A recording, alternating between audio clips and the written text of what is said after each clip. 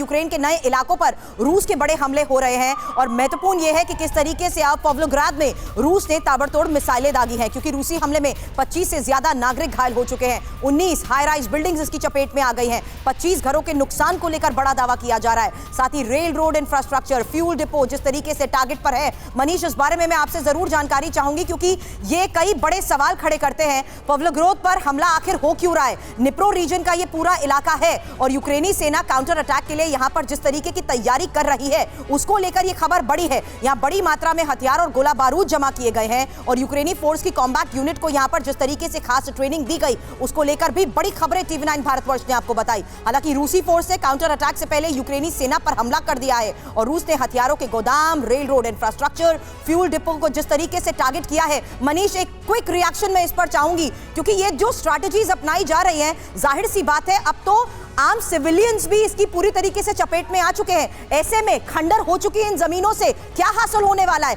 क्या लगता है रूस कहीं ना कहीं कब्जे के तहत दावे के लिए भी आगे तैयार नजर आता है?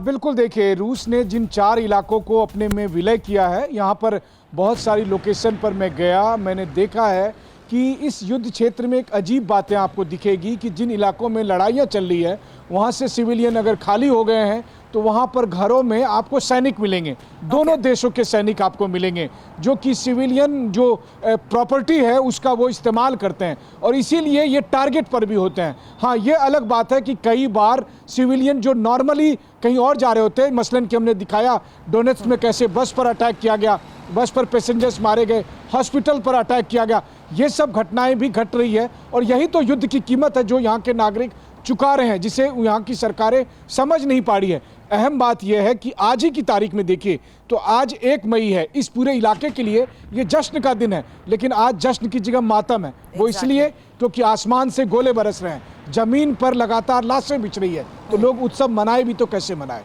जी बिल्कुल सही कह रहे हैं, लेकिन इस बीच जो पुतिन के माइंड गेम को लेकर मनीष हम चर्चा कर रहे थे, एक बड़ा सवाल है, क्या कीव में 24 फरवरी जैसे रूसी हमले की आशंका अब बढ़ गई है? अब शेल्टर हाउस में तब्दील कीव के मेट्रो स्टेशन की तस्वीर भी आपके सामने होगी, जहां रूसी हमले से बचने के लिए मेट्रो स्टेशन का सहारा लिया जा रहा है। और यह महत्वपूर्ण है कि यहां अलर्ट को देखते हुए कैसे लोगों को सुरक्षित जगहों पर शिफ्ट करने की कोशिश भी की जा रही है। थोड़ी देर पहले मनीष ने ही हमें इस बारे में जानकारी दी कि कैसे यहां रूसी हमलों से बचने के लिए मेट्रो स्टेशन का सहारा लिया जा रहा है। वही तस्वीर आपके सामने है और महत्वपूर्ण यह है कि कीव पर रूसी अटैक को लेकर बहुत बड़े दावे हो रहे हैं। अगली बड़ी खबर आपके सामने है, कीव की ओर अब सभी मिसाइलें तबाह की गई हैं और रूस के ड्रोन्स को भी हवा में मार गिराने का यूक्रेन की तरफ से दावा किया जा रहा है। कीव पर रूस की मिसाइल और ड्रोन अटैक को नाकाम करने का यूक्रेन की तरफ से दावा।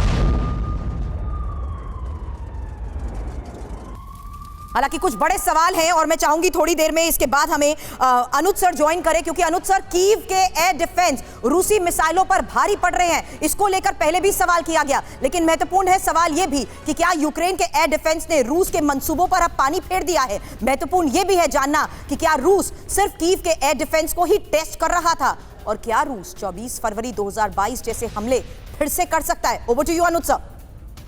देखो सुरभि, मैं आपको एक बात बताता हूं कि 24 फरवरी 2022 का जैसा जो हमले के बारे में हम बातचीत कर रहे हैं, उसमें हमें एक बात समझनी होगी कि जो फिजिकल हमला उन्होंने करने का प्रयास किया था और अपना बहुत बड़ा कॉलम कीव की तरह उन्होंने बेलारूस से भेजा था, नॉर्थ और नॉर्थ ईस्ट की तरफ से, उस प्रकार का हमला होने की मेरे समझ से कोई गुंजाइश नहीं है। वो इस प्रकार का physical attack on Kyiv to my mind will not take place. 1 2 अब कीव के ऊपर हमला करने का उनका मकसद क्या है? कीव के ऊपर हमला करने का मकसद 3 फोल्ड है।